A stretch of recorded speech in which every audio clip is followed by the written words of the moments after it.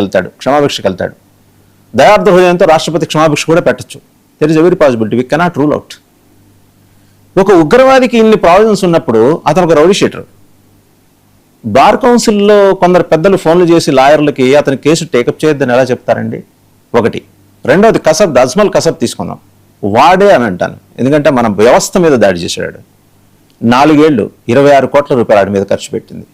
3 పూటలో పెట్టారు. వాడిని ఒక సెల్ నుంచి ఒక సెల్లోకి తీసుకెళ్తే బయటకు వస్తే గొడవ అవుతుందని సొరంగాలు తవ్వి మరీ తీసుకెళ్లారు. 26 కోట్లు వాడికి లాయర్ని పెట్టారు. ఇతనికి ఈ కేసు వాదించడానికి మీరు విజయవాడే కదా ఉండేది, బార్ కౌన్సిల్లో ఎందుకండి ఒత్తిడి వచ్చింది అతను కేసు టేకప్ చేద్దాం? రౌడీ షీటరేనా?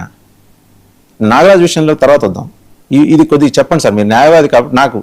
నేను లా చదువుకోలేదు, ప్రావిజన్స్ మీకు ఎక్కువ తెలుసు కాబట్టి నేను మిమ్మల్ని అడుగుతున్నాను.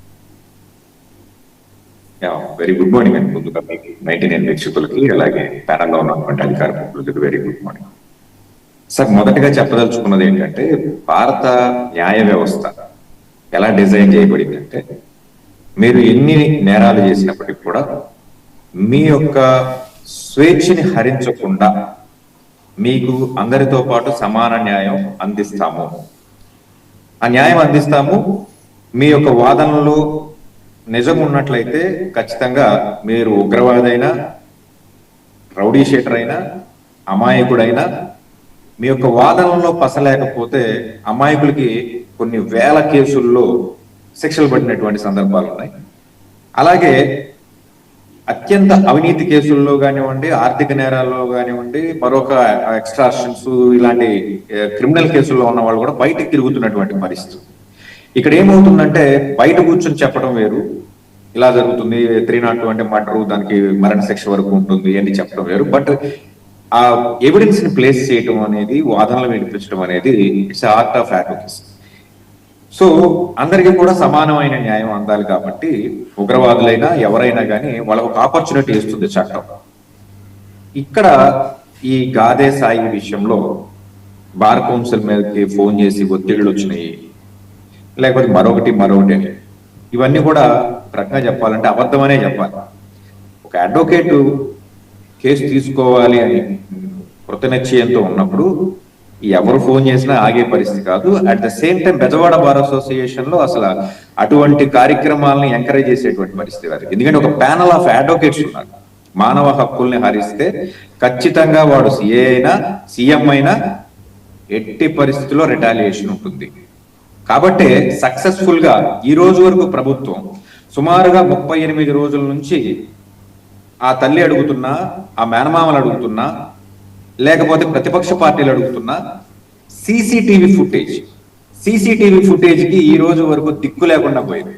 కానీ నిన్న విజయవాడ కోర్టులో బెజవాడ బార్ అసోసియేషన్ కి సంబంధించినటువంటి అడ్వకేట్స్ సక్సెస్ఫుల్ గా ఒక పిటిషన్ వేసి కోర్టు ద్వారా ఒక థర్డ్ పార్టీ ఆఫీసర్ ని అపాయింట్ చేసి ఖచ్చితంగా ఆ సీసీటీవీ ఫుటేజ్ ఇవ్వాల్సిందే అని చెప్పేసి ఒక ఆర్డర్ కూడా తీసుకొచ్చుకున్నారు. సో ఇక్కడ అడ్వకేట్స్ ఎక్కడా కూడా వెనక్కి అడిగేసేటువంటి పరిస్థితి లేదు. నేను నిన్న మొన్న జరిగిన డెవలప్మెంట్స్ కాదండి, అంతకుముందు జరిగిన డెవలప్మెంట్స్ గురించి మాట్లాడుతున్నాను. చివరికి ఎవరు రాకపోయేసరికి ఆమె సాయికృష్ణ పినతల్లి గారు అడ్వకేట్ వారు వచ్చి కేసు టేకప్ చేశారు. ఆవిడ కూడా బయట వ్యక్తి ఏం కాదండి, ఆవిడ కూడా విజయవాడకి స్థానికంగా బార్ అసోసియేషన్ లో పనిచేసేటువంటి వ్యక్తి. ఆవిడతో పాటు ఒక ప్యానల్ ఆఫ్ అడ్వకేట్స్ ఉన్నారు. కాకపోతే అందరూ మీడియా ముందుకు వచ్చి మేము చేసాము అని క్రెడిట్ చోరీ చేసేటువంటి పరిస్థితి కాదు. ఇదేం రాజకీయాలు కాదు. సో మేము ఎక్కడ పని చేయాలో అక్కడ పని చేస్తాం. పని మాత్రమే మాట్లాడాలి తప్ప, ఇప్పుడు హెబియాస్ కార్పస్ పిటిషన్ అనేది ఫైల్ చేశారు కాబట్టి ఈ రోజు ప్రభుత్వం దిగొచ్చింది.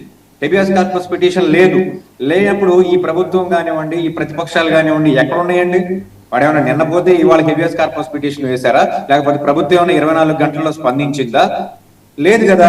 సుమారుగా 40 రోజులు పైన తర్వాత ఈ రోజు ముఖ్యమంత్రి గారు పిలిచి ఓదార్చి, లేకపోతే ప్రతిపక్ష నాయకుడి ఇంటికి వెళ్ళి ఆయన ఓదార్చి, ఇవన్నీ కాదు. 40 రోజుల వరకు ఈ రాష్ట్రంలో ప్రజాస్వామ్యం చచ్చిపోయిందా? లేకపోతే గాదే సాయి అనేవాడు ఈ రాష్ట్ర పౌరుడు కాదా? లేకపోతే అసలు మనిషే కాదా? మరి ఈ రోజు వరకు స్పందన ఎందుకు లేదు? జగన్ వెళ్ళాడు కాబట్టి స్పందన వస్తుందా ప్రభుత్వం నుంచి? అంతకు ముందు మీకు అధికార పక్ష నేతలకు తెలియదా? అలా మేనమామ నిన్న ముఖ్యమంత్రి గారిని, పవన్ కళ్యాణ్ గారిని పొగుడుతూ ఆయన ఏదో ఒక వీడియో బయట ఇచ్చాడు. కానీ అంతకు ముందు ఇచ్చిన 30 బయటల గురించి మాట్లాడరేంటి ఎవరు? ఆ అంతకుముందు 30 బైట్లు ఏమి ఇచ్చాడు? ఈ ప్రభుత్వంలో మాకు అన్యాయం జరిగింది, నేను నారా లోకేష్ కోసం పనిచేశాను, నేను చంద్రబాబు నాయుడు కోసం పనిచేశాను, నేను పవన్ కళ్యాణ్ కోసం పనిచేశాను అని చెప్పేసి అన్నాడు కదా. ఆ బయటలన్నీ ఈ రోజు కూడా లైవ్ లో ఉన్నాయి కదా. అయితే ఈ రాష్ట్రానికి అడ్మినిస్ట్రేషన్ కింగ్ ఎవరు? చంద్రబాబు నాయుడు గారు. ఖచ్చితంగా చంద్రబాబు నాయుడు గారు పిలిచి నేను న్యాయం చేస్తాను అని అన్నప్పుడు ఎవరైనా, నేనైనా కానీ నమ్ముతాను. ఎందుకంటే ఇంకా అంతకు మించిన హైరార్కీ ఏముంది? భరోసా, అంతకు మించిన భరోసా ఎక్కడ దొరుకుతుంది? ఎస్, కాబట్టి ఏం న్యాయం చేస్తారనేది చూడాలి. ఇక్కడ రెండో విషయానికి వచ్చినట్లయితే ఇందాక నుంచి నేను ఫాలో అవుతున్నాను. కొంతమంది పారిపోయాడు అంటారు, కొంతమంది తప్పిపోయాడు అంటారు, కొంతమంది చచ్చిపోయారు. ఏ విషయమైనా ఎవరైనా కాంకరెంట్ గా చెప్పాల్సింది. గాదే సాయిని వెంకటేశ్వరిని తీసుకెళ్లి మాయం చేయలేదు, లేకపోతే శేఖర్ రెడ్డిని తీసుకెళ్లి మాయం చేయలేదు, లేకపోతే విజయశేఖర్ రెడ్డిని తీసుకెళ్లి పారిపోయేలాగా చేయలేదు.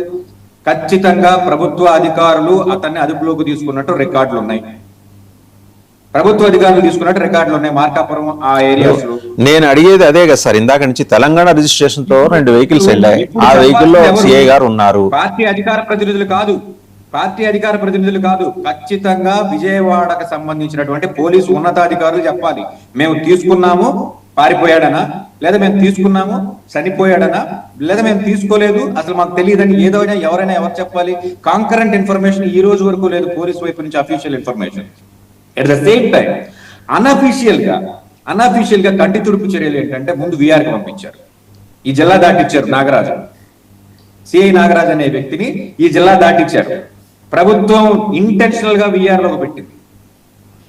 ప్రతిపక్షాల నుంచి వచ్చిన రిటాలియేషన్ కానివ్వండి, రాధారంగ మిత్ర మండలికి సంబంధించినటువంటి నాయకుల యొక్క ఒత్తిడి మీద కానివ్వండి, లాయర్ల ఒత్తిడి మీద కానివ్వండి, పోలీసు మీద కోర్టులు తీసుకునేటువంటి చర్యలు, హెబియాస్ కార్పస్ పిటిషన్ రోజు రోజుకి దగ్గరికి వచ్చేస్తుంది, వీళ్ళ పేకలు పట్టుకుంటుంది కోర్టు. మరోవైపు స్థానికంగా ఉన్నటువంటి విజయవాడ మ్యాజిస్ట్రేట్ కోర్టు ఒప్పుకోవట్లేదు, వీళ్ళకి సీసీటీవీ ఫుటేజీలు తీసుకోమని చెప్పేసి ఆర్డర్స్ ఇచ్చింది. ఇవన్నీ ప్రభుత్వం మెడకి, అధికారుల మెడలకి చుట్టుకుంటున్నాయి కాబట్టి ఇవాళ సస్పెండ్ చేస్తుంది. చాలా తేడా ఉంది వాసుదేవన్ గారు. వీఆర్ కి పంపడం వేరు, సస్పెండ్ చేయడం వేరు. సస్పెండ్ చేశారు అంటే complete removal of police job. ఒక వ్యక్తిని ఎప్పుడు డిస్మిస్ చేయలేదు కదా, డిస్మిస్ చేయాల, విధుల నుంచి తొలగించలా, టెంపరరీ ప్లేస్డ్ అండర్ సస్పెన్షన్. ఖచ్చితంగా తొలగించారు, ఖచ్చితంగా తొలగిస్తారు కూడా. అట్ ద సేమ్ టైం ఇతని మీద కట్టినటువంటి సెక్షన్స్ అంటే ఇక్కడ సెక్షన్స్ మాత్రమే మాట్లాడతాయి. మనం అందరం కూర్చుని ఎన్ని మాట్లాడినా అది వ్యాలిడిటీ కాదు. 103 బిఎన్ఎస్ యాక్ట్ పడింది అంటే that's equal to amounts to murder. అంటే అతను చంపాడు అనేటువంటి అపవాదుని ఆ సిఐ మీద మోపడం జరిగింది. 127 పెట్టారు, అక్రమంగా నిర్బంధించాడు అని. At the same time evidence ని ట్యాంపర్ చేశాడనే సెక్షన్ కూడా పెట్టారు.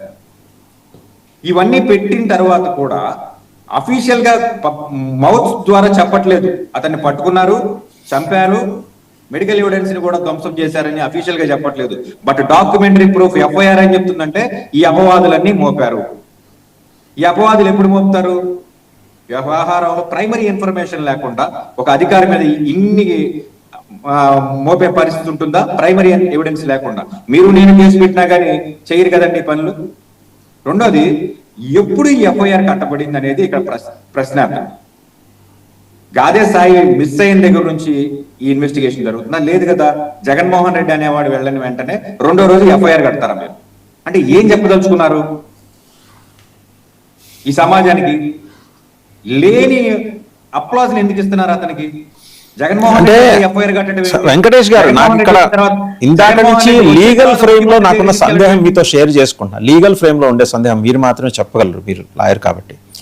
ఇప్పుడు అతను మిస్ అయ్యాడు అనే వాదనకి ప్రభుత్వం కట్టుబడి ఉన్నప్పుడు హత్యాయత్నం కేసు ఎందుకు పెట్టారనేది నా ప్రశ్న. సస్పెన్షన్ తో ఆపేయచ్చు కదా. లేదండి, అతను మిస్ అయ్యాడు అనేది అబద్ధం. ఇప్పుడు ఈ సెక్షన్స్ కానివ్వండి, లేకపోతే మరొక పార్టీ నేత జడా శ్రవణ్ కుమార్ గారు క్రిస్టల్ క్లియర్ గా ఏం చెప్తున్నాడంటే అతన్ని ఒక ప్రైవేట్ హోటల్లో పెట్టి టార్చర్ చేశారు, అతని శవాన్ని బస్